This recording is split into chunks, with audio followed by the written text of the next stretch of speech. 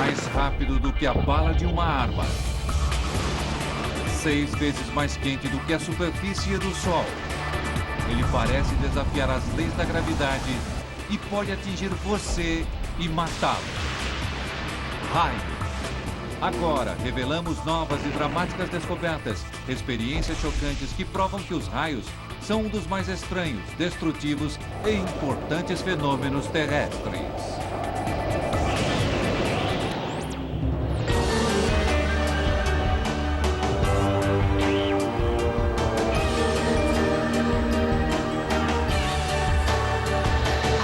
Mistérios da ciência, o poder dos raios. O raio. Gigantescas faíscas de eletricidade estática rasgam a atmosfera a 96 milhões de quilômetros por hora.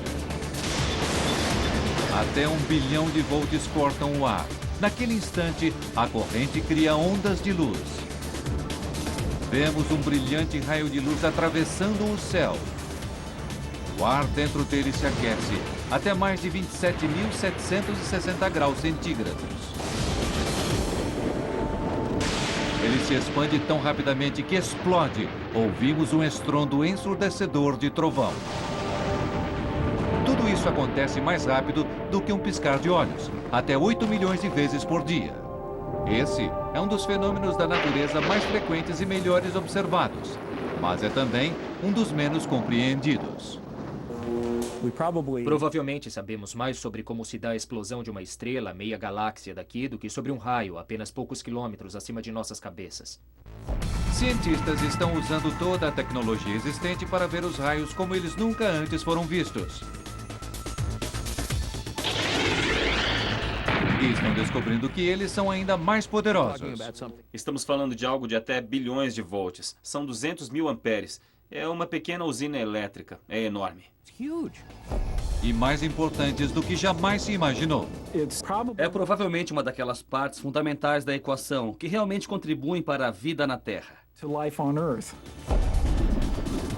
Para desvendar seus segredos, seguimos um raio em sua jornada desde a criação, destruição e além. Poucas pessoas experimentaram a incrível força de um raio mais de perto do que o ex-corretor da bolsa, Michael Utley.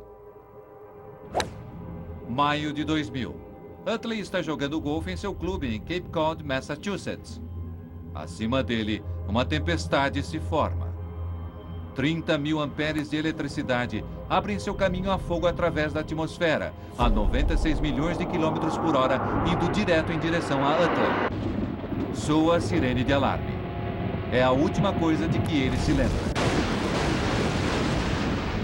A primeira coisa de que eu me lembro depois do raio foi 38 dias depois do que aconteceu. Em menos de meio segundo, a vida de Utley mudou para sempre. Eu abri meus olhos e percebi que eu estava numa ambulância. Eu tinha feito traqueotomia, por isso eu não conseguia falar. Era como o poderoso chefão e eu perguntei, onde estou? E ele olhou para mim e disse, você está indo para a reabilitação. Você foi atingido por um raio 1 mês atrás. Utley nunca viu o raio que o atingiu. Ele não se lembra daquele dia terrível.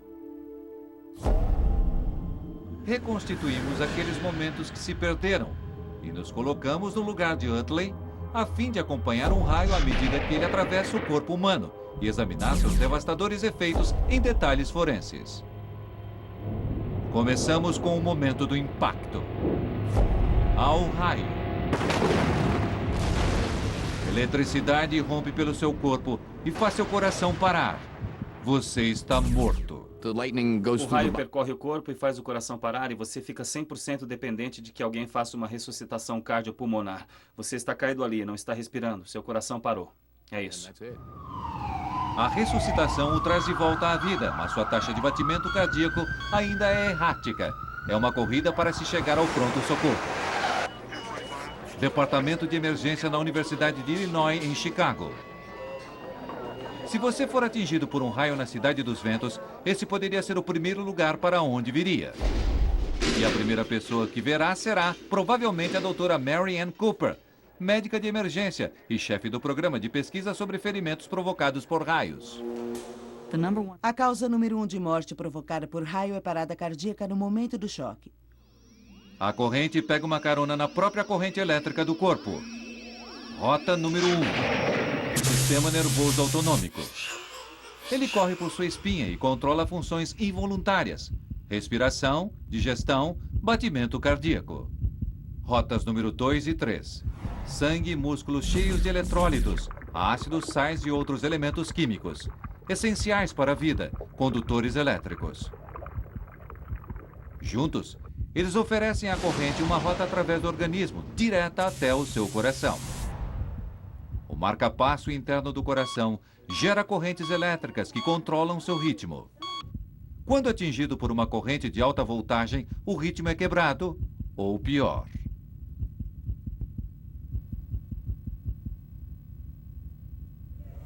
Mas mesmo que você sobreviva ao choque, uma série de ferimentos estranhos e traumáticos irão acometer seu organismo. Ser atingido por um raio pode levar ao espasmo dos vasos sanguíneos, deixando você temporariamente paralisado. Quando você olha para as extremidades, elas estão frias, manchadas, azuis. A impressão que todo mundo tem é que se está morto. Eu fiquei bastante paralisado e não conseguia engolir, não conseguia falar. Meu corpo estava completamente arrasado. Para Utley, danos aos nervos e músculos significam anos de extenuante reabilitação, mas alguns ferimentos duram a vida toda. Ser atingido próximo da cabeça envia corrente para os olhos e pode deslocar a retina. A onda de choque pode romper os tímpanos e às vezes pode fraturar o crânio. Flores de raios, conhecidas como figuras de Lichtenberg. A corrente rompe os minúsculos vasos capilares para criar um registro fossilizado de seu percurso através da pele. O mesmo processo pode às vezes ser visto em um campo de golfe. Mas nem todos os efeitos de um raio são assim fáceis de serem vistos. Eu, sem dúvida, sou a mesma pessoa com quem minha esposa se casou antes do incidente. Eu mudei. Antes do raio, Utley era instrutor de esqui, um entusiasta de esportes radicais. Eu costumava estar à frente, eu era muito bom. Hoje ainda sou bom se seguir tudo direitinho, mas quase não consigo. É frustrante, sem dúvida. Você vive de uma forma bastante diferente. A mortífera trilha de destruição de um raio, dos nervos ao coração, nada está em segurança. Mas apesar de tudo isso, 90% das vítimas de raios sobrevivem. O sobrevivente Michael Utley quer saber por quê. Para descobrir, Utley irá testemunhar uma dramática demonstração na Lightning Technologies, em Pittsfield, Massachusetts. O que estamos fazendo aqui é tentar ver como o raio pode romper através da superfície do corpo humano. O engenheiro-chefe Andy Plummer é o encarregado de testar e projetar sistemas de proteção contra raios. Seu plano, atingir esse manequim com 1 megavolt de eletricidade e criar a fração de segundo que mudou a vida de Michael para sempre. Não haveria necessidade de tanta corrente para parar o coração. Eu acho que não é preciso muito. Ainda que 90% vá para fora, o pouco que percorre já faz o bastante. Eles recriam as condições no campo de golfe. Utley estava segurando um taco de golfe. Metal conduz eletricidade. Era um dia quente, ele estava transpirando, o que também envolve condutividade. Poderiam esses dois fatores explicar o fato de ele ter sobrevivido? O suor humano possui um pouco de condutividade. Assim, o Bob aqui está colocando um pouco de solução de sal, apenas para simular a condutividade que existia em você no dia em que foi atingido pelo raio. Excelente. Isso aí, Bob, comece a carregar. 5, 4, 3, 2, 1. O impacto é tão rápido que precisamos congelar o momento. O suor conduz o enorme impacto de eletricidade bem pelo lado direito do corpo. O taco de metal fornece o caminho até o solo. A corrente letal se desvia dos órgãos principais. A experiência sugere que para a maioria das pessoas atingidas por raios, há outros fatores em jogo, como o taco ou o suor que desviam a corrente mortal, explicando sua sobrevivência. Ao que parece, é possível que Utley deva sua vida a essas duas coisas bastante simples. Uma vida que ele continua lutando para reconstruir. Hoje, ele desfruta normalmente de jogos de golfe e usa o mesmo taco que salvou sua vida. Mas ele não se arrisca. Se há uma coisa que eu diria às pessoas a respeito de raios, seria: quando vir uma tempestade, vá para dentro de casa, pois não existe um lugar seguro do lado de fora durante uma tempestade. Vimos a força mortífera dos raios. Agora precisamos saber o que eles são, o que dá origem a essa incrível força. Essa busca nos leva a um dos lugares com mais tempestades no mundo e alguns dos mais espetaculares raios sobre a face da Terra.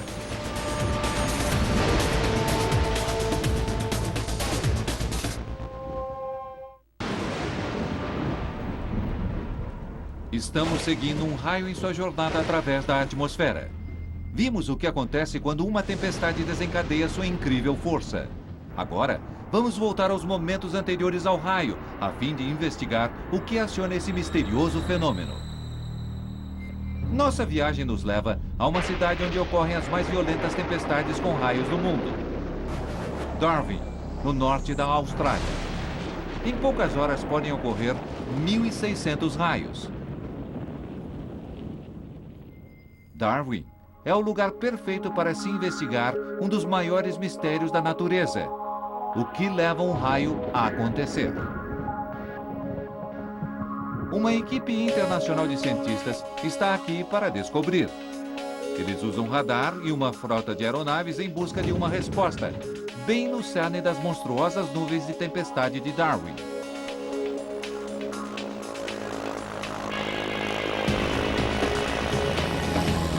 Uma potente mistura de calor e úmido ar tropical significa que essas não são nuvens comuns. Chamadas cumulonimbus, elas podem se elevar até 12.000 metros, a velocidades de 96 km por hora. – 21 km acima, altura 2 vezes maior do que a de um jato de passageiros. Acima da tempestade, um antigo avião espião russo adaptado coleta dados sobre a nuvem abaixo. Em algum lugar dentro dessa nuvem, um raio está se preparando para entrar em ação. Compreender como isso acontece tem intrigado cientistas há séculos. Mas eles acreditam que a nuvem atua como um gerador elétrico gigante. Dentro da nuvem, minúsculas gotas de água vão para cima. Elas se congelam e caem de volta como gelo. Elas se esfregam umas contra as outras. Partículas eletricamente carregadas se transferem de uma para outra. As partículas de água e gelo, que outrora eram neutras, agora são carregadas positiva ou negativamente. As partículas negativas mergulham para o fundo da nuvem. As positivas se elevam até o topo, separando as cargas positiva e negativa. Quando se unem novamente, acontece o raio. Essa é a teoria, mas a realidade é ainda mais estranha. O ar não é um bom condutor. A eletricidade não é capaz de passar por ele facilmente. Para deixar que a corrente passe, a estrutura atômica do ar precisa ser literalmente rompida. Para isso acontecer, são necessários milhões, até bilhões de volts. Cientistas pesquisam os céus em busca dessa enorme carga elétrica. Mas mesmo nas imensas nuvens de tempestade de Darwin, ela nunca foi encontrada. Na história dos raios, falta uma peça. É um quebra-cabeça que tem fascinado o físico John Dwyer, do Instituto de Tecnologia da Flórida. O assunto raio é quase constrangedor. Temos estudado raios desde os tempos de Franklin e em mais de 200 anos ainda não respondemos a grande pergunta. Como funciona um raio? Como ele tem início nas tempestades? Como ele se propaga por quilômetros através do ar, desde lá em cima, onde é iniciado, até atingir nossos pés? De uma coisa podemos ter certeza: raio é eletricidade estática e você pode produzi-la em casa. Deixe eu tirar o sapato. E então vou esfregar meus pés no tapete. Conforme esfrego meus pés, a fricção irá separar a carga elétrica. A carga positiva irá para um lado e a negativa para outro. Agora, quando as cargas se separam, elas querem se unir novamente. Um grande campo elétrico pode ser formado, e quando isso acontece, você terá uma faísca. Acreditamos que algo assim aconteça em uma nuvem de tempestade quando produz um raio. Para enviar uma corrente através dessa minúscula distância são precisos 25.000 volts. Mas os raios podem chegar a ter 192 quilômetros de comprimento. Para enviar uma corrente através de todo esse ar, são precisos milhões de volts, uma enorme carga elétrica que até agora os cientistas não conseguiram encontrar. É preciso perguntar, onde está o dedo que está concentrando a carga, levando esses enormes campos a produzirem a faísca? E estamos tendo um trabalho realmente difícil, tentando descobrir onde esse dedo está. Tempestades são violentas. Raios são imprevisíveis. Chegar perto o bastante para fazer medições é praticamente impossível. Cientistas não podem chegar até os raios. Assim, no Centro Internacional para a Pesquisa de Raios da Universidade da Flórida, eles trazem os raios até os cientistas. O que fizemos foi usar raio acionado por foguete. Você pode dizer ao raio onde e quando ocorrer. Dwyer e a equipe lançam um foguete em uma nuvem de tempestade carregada.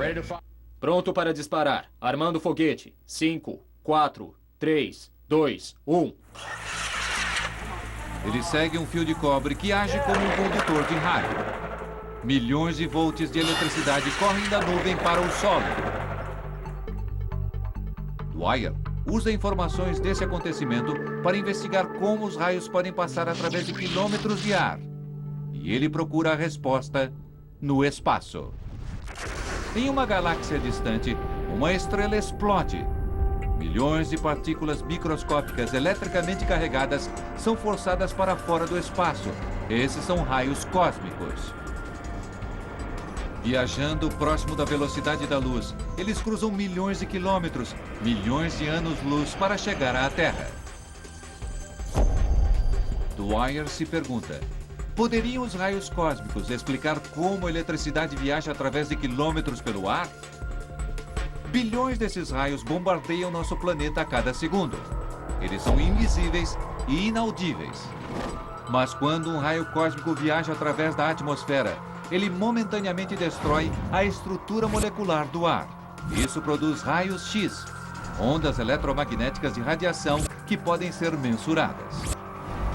Poderiam os raios cósmicos ser o elo perdido na história dos raios? Parece ficção científica. Até mesmo o otimista Dwyer acredita que seja um tiro no escuro. Quando fizemos nosso primeiro raio e fizemos nossa primeira medição de raio-x, eu nem ao menos chequei as informações, senão algumas semanas depois, pois eu realmente não estava esperando ver nada. Quando eu finalmente fiz isso, ali estava na tela um impulso de raio-x, bem onde ocorrer o raio. E eu pensei, qual a probabilidade disso acontecer? Quer dizer, bem ali, ao mesmo tempo. E então olhamos para a ocorrência seguinte, e havia outro impulso ainda maior. Olhamos para a ocorrência seguinte e vimos outro impulso. A cada vez que olhávamos, víamos um grande rompimento de raio-x atingindo nosso instrumento no momento exato em que ocorria o raio. Para Dwyer, trata-se de uma pista. Alguma coisa alterou a estrutura atômica do ar. E ele acredita que possam ser os raios cósmicos. Há séculos trabalhamos com o pressuposto de que raios sejam simplesmente uma forma normal de descarga, como o dedo tocando a maçaneta. Agora, de repente, vemos que isso estava errado. Se Dwyer estiver certo, quando um raio cósmico atinge uma nuvem, ele provoca um enorme momentâneo aumento de eletricidade, suficiente para criar uma faísca, mas breve demais para ser mensurado. O raio desce rapidamente em direção ao solo. As partículas, muito rápidas, colidem com moléculas de ar e as despedaçam. Por uma fração de segundo, o ar se torna eletricamente condutor e fornece o caminho para baixo, por onde a corrente pode se precipitar. Agora ocorre o raio. Um canal de carga elétrica negativa é disparado da parte de baixo de uma nuvem. Ela se dirige ao solo em etapas rápidas, cada uma levando apenas 50 milionésimos de segundo. À medida que se aproxima, ela provoca um efeito estranho no solo abaixo. Partículas positivas no solo ou em objetos sobre ele são atraídas por seus opostos negativos. Uma nuvem de tempestade pode criar dezenas desses canais positivos e negativos. A maioria não se conecta, mas quando o fazem, milhões de volts de eletricidade correm entre a nuvem e o solo. O raio propaga-se para cima, assim como para baixo. O ar se ilumina, vemos o raio, ouvimos o ar explodir. Nos milionésimos de segundos seguintes, qualquer carga remanescente na nuvem move-se como ondas para cima e para baixo no canal. O relâmpago pode parecer oscilar. Raios realmente acontecem mais de uma vez. E tudo isso ocorre mais de 8 milhões de vezes todo dia, 100 vezes por segundo. Raios são um dos fenômenos mais comuns da natureza. E se as teorias de Joe Dwyer estiverem corretas, o fenômeno é também um dos mais incríveis. Se essas ideias estiverem corretas, então pode haver uma conexão entre o raio que vemos e uma estrela explodindo no meio da galáxia 1 milhão de anos atrás. À medida que seguimos um raio, viajamos em menos de meio segundo, desde o início até a faísca, do impacto à criação. Agora, nos momentos após o impacto, entramos em um mundo estranho de bolas de fogo, OVNIs e aparições fantasmagóricas. Estamos seguindo um raio em sua jornada através da atmosfera. Rastreamos suas origens, investigamos o terrível momento do impacto. Agora, nossa busca nos leva aos momentos após o raio, a um mundo crepuscular que parece saído diretamente das páginas de uma revista em quadrinhos de ficção científica. 19 de março de 1963. Voo EA-539 da Eastern Airlines, de Nova York para Washington. 00:05. O avião se depara com uma tempestade. Há um estrondo muito forte e um clarão. Segundos depois, uma brilhante bola emerge da cabine do piloto. A bola branca azulada paira sobre o corredor e flutua lentamente em direção à parte traseira do avião. Ela chega à parte de trás do avião e desaparece. Por incrível que pareça, o avião continua sem qualquer dano. Mas isso não foi fantasia, foi um fato. E não era o primeiro relato desse tipo. Na Segunda Guerra Mundial, pilotos relataram estranhas bolas de luz que pareciam seguir seus aviões. Pilotos americanos deram a elas o nome de Foo Fighters. Há milhares de anos, pessoas alegam ter encontrado esferas faiscantes, como fantasmas, mensagens dos deuses de objetos não identificados. Mas havia algo de diferente acerca do relato da Eastern Airlines. A testemunha não era um piloto de caça movido por adrenalina ou um místico medieval. Ele era um cientista, professor de uma renomada universidade britânica. De repente, cientistas passaram a dar atenção a isso. Um cientista que foi inspirado por seu próprio encontro direto é o físico nuclear Dr. Graham Hubler. Eu mesmo vi uma bola de luz, por isso eu sei que isso existe. Um Hubler adolescente está em um encontro em um parque no interior de Nova York. Irrompe uma tempestade. O casal se abriga em um coreto. E de repente, à nossa esquerda, estávamos sentados ali desprotegidos do lado esquerdo. E à nossa frente, do lado esquerdo, vimos uma bola se aproximando, uma bola de luz. É claro que ficamos aterrorizados, não sabíamos o que era aquilo. Lentamente a bola se aproxima. Ela estava a cerca de uns 30 metros de distância e se aproximava lentamente de nós, como que vagando de um lado para outro, tranquilamente. Ficamos olhando para essa coisa, só que, na verdade, estávamos os dois paralisados. Para o horror dos dois, a bola entra no coreto e rola através do solo, passando pelos pés do casal com um barulho estranho. O barulho que fazia era como o de um fósforo que acabara de ser aceso. Do outro lado do coreto, a bola pula de volta para cima e sobe e sai pela parte aberta. Ela pulou de volta cerca de quase 2 metros do chão e partiu uns 6, 9 metros noite adentro. E aí, muito rapidamente, caiu no chão e desapareceu sem um barulho sequer. A experiência deixa Hubler com uma fascinação por bolas de luz. Ele coleciona milhares de relatos de testemunhas. Há múltiplas bolas de luz. Bolas que caem do céu, que explodem, que assobiam, giram, flutuam, saltam. Foram até vistas atravessando objetos sólidos sem deixar vestígios. Não existe uma boa teoria que explique as características de bolas de luz. Diferentes teorias podem explicar uma ou duas das características de bolas de luz, mas nenhuma delas consegue realmente dar uma boa explicação. Um homem que examinou todas as provas e investigou todas as teorias é o físico Mark Stanhoff. Deve haver tantas teorias acerca de bolas de luz quanto cientistas que têm investigado. Mas há uma coisa com que praticamente todos concordam. Bola de luz é provavelmente plasma. Plasma é a forma mais comum de matéria no universo. O Sol, fogo, raio e o espaço entre as estrelas são todos plasma. Não é difícil fazer plasma. Basta uma corrente percorrer um gás e ele irá espontaneamente emitir luz. Mas explicar como uma bola de fogo pode se materializar saindo do nada tem deixado perplexos os cientistas há séculos. Creio que logo que vemos algo que não podemos explicar, especialmente alguma coisa tão bizarra quanto essa, costumamos sair de nossos limites normais e explicar essas coisas usando, se você desejar, explicações bastante sobrenaturais. Uma das teorias mais sensatas é que a bola de luz seja produzida por um fenômeno raro, conhecido como relâmpagos esféricos.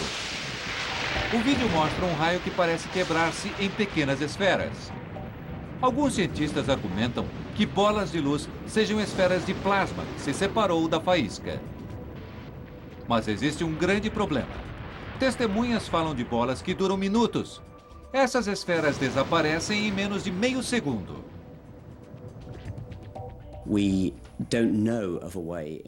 Não conhecemos uma forma de criar um plasma na atmosfera que pudesse sobreviver por vários segundos. Um plasma forneceria muita energia, mas não conseguiria sobreviver por aquele período de tempo. Assim, se uma bola de luz não é parte de um raio, poderia ela ser o produto de um? Essa pedra de aparência estranha é o resto fossilizado de um raio. Um raio atinge um solo arenoso. Calor e corrente se espalham por todo o solo. Tudo em seu caminho se funde em um tubo sólido.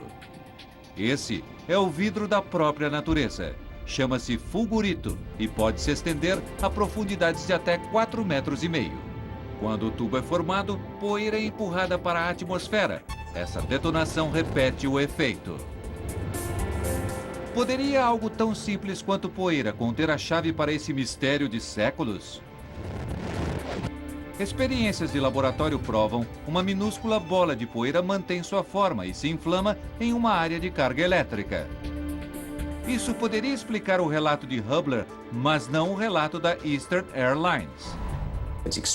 É extremamente difícil imaginar como qualquer processo químico poderia, de fato, invadir o espaço interno de uma aeronave. Por enquanto, bolas de luz permanecem um mistério.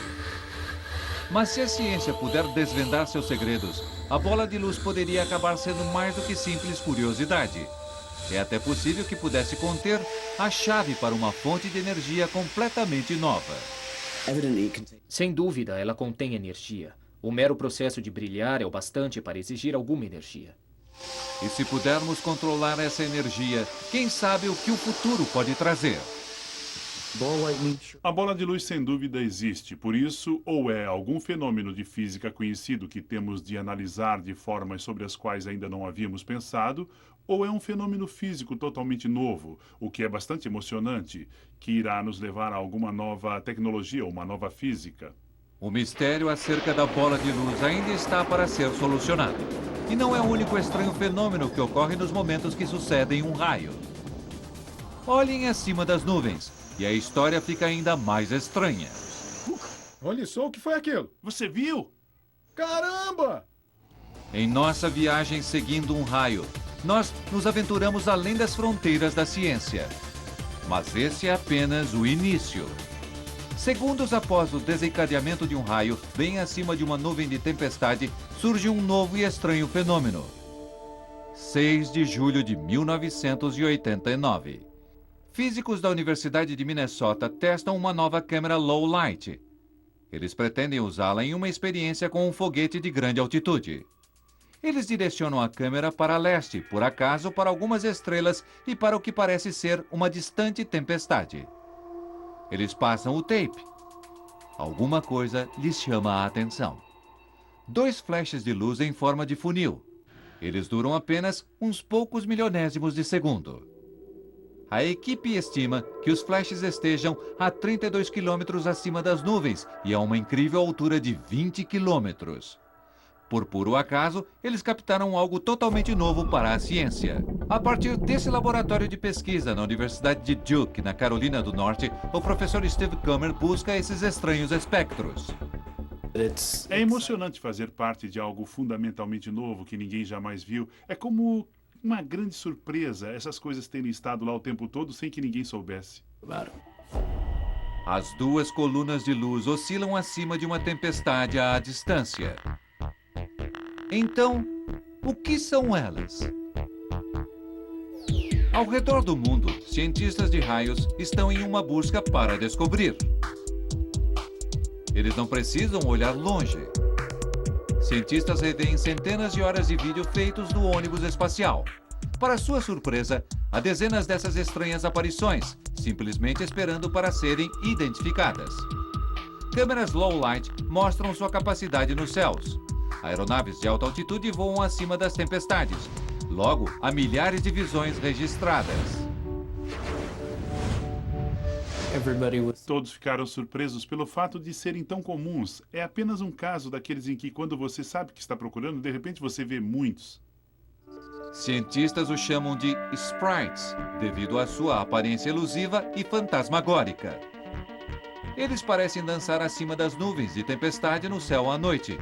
Em grupos de 2 ou 3, eles duram menos do que 10 milésimos de segundo. Pesquisadores da Universidade Fairbanks, no Alasca, calculam que eles ocorram na atmosfera em média de 40 a 96 quilômetros acima da Terra e que podem se estender por até 56 quilômetros. Observações sugerem que sprites são relacionados aos raios. Mas como? Em um campo na Carolina do Norte, uma antena capta os sinais de rádio produzidos por um raio. Steve Kummer usa isso para ouvir o barulho do rádio feito por descargas de raios individuais. O equipamento é tão sensível que consegue detectar raios no momento em que ocorrem em qualquer parte do planeta. Cada um desses impulsos individuais é um daqueles impulsos de um raio que cai em alguma parte do planeta. Kummer usa esses dados para medir o tamanho de cada raio. Ele os compara com as visões de sprites vindas de outras estações de pesquisa. Surge um padrão. Sprites ocorrem em frações de 1 segundo depois de um raio, mas somente depois dos mais poderosos raios. Kummer acredita que essa enorme liberação de energia cause uma perturbação na atmosfera acima. Esse vídeo de alta velocidade, mais detalhado filme de um sprite já feito, sustenta a teoria de Kummer. 72 quilômetros acima, a descarga elétrica aumenta momentaneamente. Ela dispara uma faísca gigante. Milhões de partículas eletricamente carregadas aceleram para fora a 10 milhões de metros por segundo.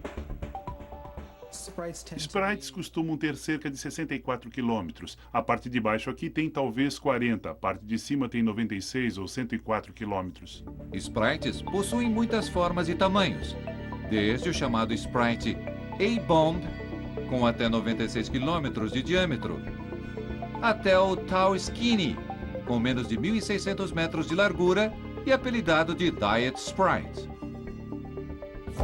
5 anos depois do primeiro sprite ter sido visto, pesquisadores da Universidade Fairbanks, no Alasca, buscam sprites bem acima de uma tempestade monstruosa. Eles usam uma sensível câmera low light e captam as primeiras imagens coloridas já registradas dos sprites. É uma surpresa espetacular. O que provoca essa exibição de cores? A cada nova descoberta surgem novas perguntas. Mas os sprites são fugidios, imprevisíveis e quase impossíveis de serem observados de perto. Por isso, Earl Williams, do MIT, criou sua própria maneira de observação. Ele a chama de sprite na garrafa. Qual a sua pressão agora, Mike? 33.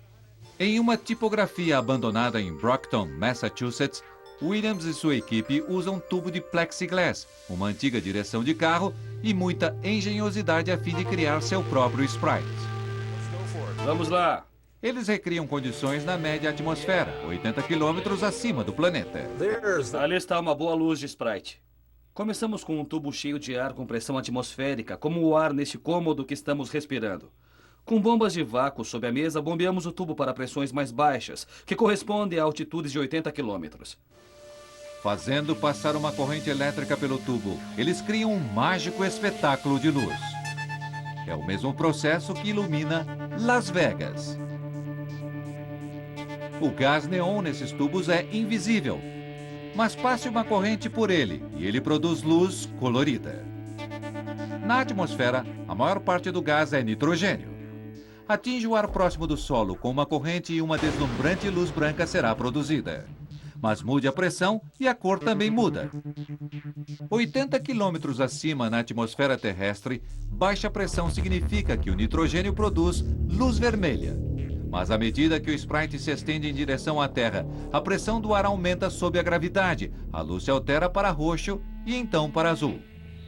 Nos céus, eles duram apenas uns poucos milionésimos de segundo. Mas com o Sprite na garrafa, Williams pode estudar as forças que os moldam em seu próprio tempo. Mas mesmo sob as condições controladas do laboratório, o Sprite é uma criatura volátil. Está subindo. Vou deixar o ar, está subindo. Isso, dei tudo que tem. Uma bela exibição. É bem bonito. Gosto disso. Belos discos. Os sprites são muito vivos e, como é possível ver, os padrões do tubo são muito vivos, movendo e girando e bastante instáveis também. Isso é bonito, olha só para isso. A garrafa permite que Williams olhe realmente no interior do mundo oculto dos Sprites.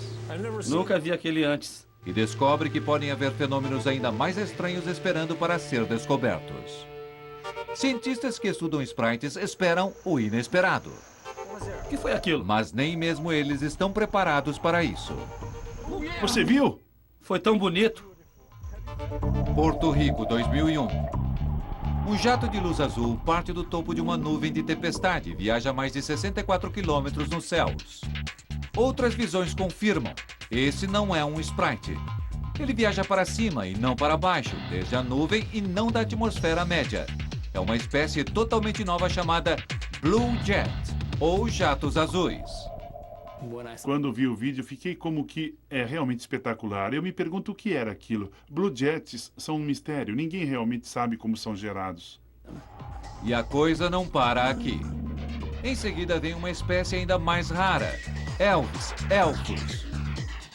O impulso de um raio aciona um halo horizontal de luz cerca de 96 quilômetros acima da Terra, que se espalha rapidamente até um diâmetro de mais de 400 quilômetros.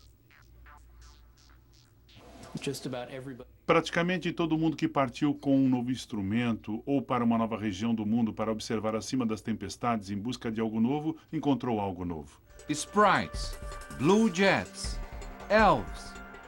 Uma lista de personagens saída direto de um conto de fadas. Mas seriam eles tão inofensivos quanto seus nomes sugerem? O que significaria encontrar um deles de perto? Os pilotos de teste da NASA voam através de uma tempestade com raio regular. É uma viagem turbulenta, mas é uma viagem segura. Aeronaves modernas são projetadas para receber um impacto direto. A corrente flui ao longo e para fora de sua estrutura e continua rumo ao solo. Um raio comum tem uma largura como a de um lápis, mas esses monstros podem chegar a 320 quilômetros. Aeronaves podem operar na mesma altitude dos Blue Jets e passam pela mesma altitude que os Sprites e Elvis. O que seria voar através de um desses misteriosos fenômenos? Essa é uma das perguntas que estamos tentando responder. O que está acontecendo dentro deles e se isso poderia representar uma ameaça à aeronave nessas altitudes? Até agora, nenhum dano causado por Sprite, Blue Jets ou Elvis foi registrado. Mas enquanto as investigações prosseguem, essa continua a ser uma possibilidade. O estranho produto do raio habita um mundo que foi apenas vislumbrado por nós, altos demais para amostras através de balões ou aeronaves, baixos demais para satélites. Assim como as profundezas dos oceanos, ninguém sabe que outras criaturas esperam para serem descobertas. Uma vez que tantas coisas foram descobertas nos últimos 15 anos, eu não me surpreenderia se houvessem mais coisas aí fora esperando para serem descobertas. Acompanhamos um raio em seu caminho através da atmosfera terrestre. Desde seu devastador impacto sobre o solo, até seus espetaculares efeitos posteriores acima das nuvens. Agora nossa jornada nos leva para o espaço sideral, enquanto descobrimos por que a vida como a conhecemos poderia depender dos raios.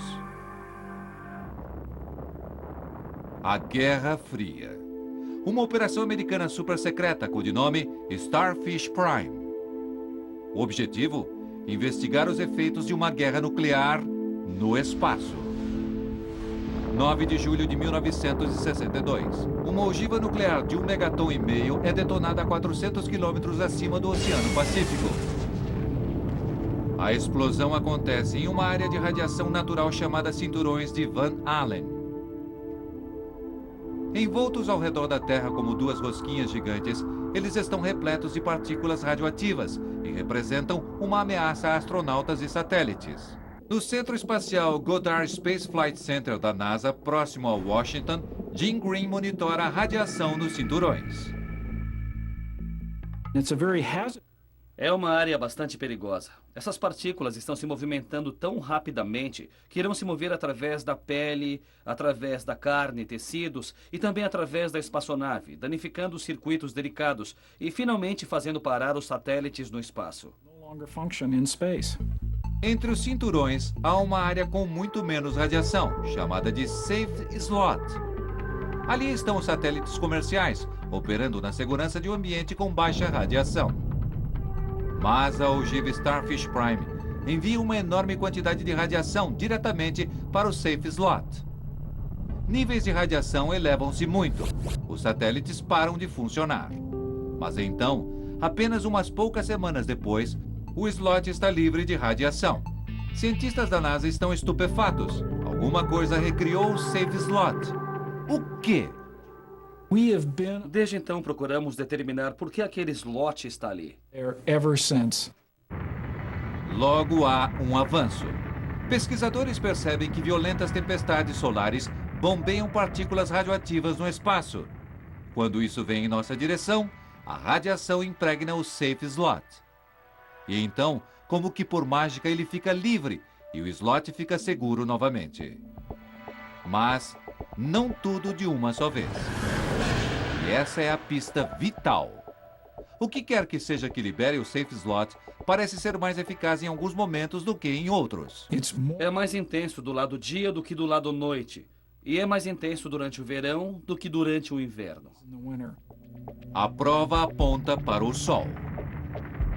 Mas, em 2004, Green tem a oportunidade, por acaso, de olhar uma revista. E tudo muda. Um artigo sobre a distribuição dos raios chama sua atenção. Os belos mapas de raios mudaram minha concepção de onde eles eram, na verdade, gerados. E levaram minha atenção ao artigo imediatamente.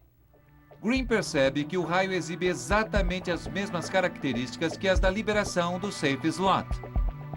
Ele ocorre mais sobre a Terra do que sobre o mar, mais durante o dia do que durante a noite, mais no verão do que no inverno. É isso. Foi então que soubemos que isso tinha de estar relacionado com o fenômeno que estava ocorrendo no planeta Terra. E claro, que a única coisa que sabemos que entra no espaço é o raio. Mas de que forma o raio na Terra poderia afetar o Safe Slot, 6.400 quilômetros acima? Um raio despedaça o ar. Ele não produz apenas luz e som. Ele também cria ondas de rádio. Ligue seu rádio quando há uma tempestade por perto e você pode ouvi-las na forma de interferência. Mas sintonize com um receptor de todas as frequências e você pode captar mais do que apenas crepitação. Esse estranho assobio é o som dessas ondas de rádio depois de terem viajado pelo espaço. O que temos ouvido são luzes esféricas, emissões que ocorrem de raios a centenas de quilômetros de distância e que são propagadas até nós e recebidas por nossas antenas. Green percebe que essas ondas de rádio são o elo perdido. Elas conectam o raio na Terra com o Safe Slot no espaço. Nunca nos demos conta da importância que o solo está tendo no espaço. Em 2005, Jim e sua equipe surgem com uma nova e radical teoria. Menos de um segundo depois que um raio atinge a Terra, a onda de rádio chega aos cinturões de radiação. Ali, ela interage com as partículas eletricamente carregadas, a radiação. Isso força as partículas para fora do Safe Slot. A radiação é liberada e o Safe Slot volta ao normal. Creio que no passado sempre pensamos nos raios como um mecanismo destrutivo, mas acredito que estamos descobrindo muitos de seus fatores benéficos. Se Green estiver certo, sem raios a radiação logo preencheria o safe slot. Satélites cairiam, tirando de nós muitas das coisas das quais dependemos hoje em dia.